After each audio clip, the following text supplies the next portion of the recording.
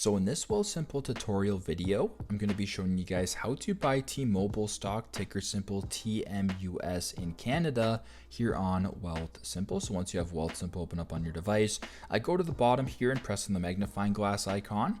Once you're on the Discover screen, I go to the top search bar, and then as I mentioned before, type in ticker symbol TMUS for T-Mobile. There you go, T-Mobile US Inc. Press on that right there, and then press on buy at the bottom.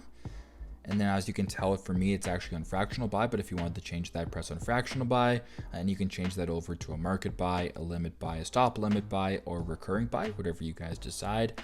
So I'm just gonna go ahead and stick with the fractional buy for this demonstration. Type in the amount that you want. I'll do $1, but keep in mind as well, this is in US dollars, not Canadian dollars, so there will be a conversion afterwards. Press on continue once you're done here.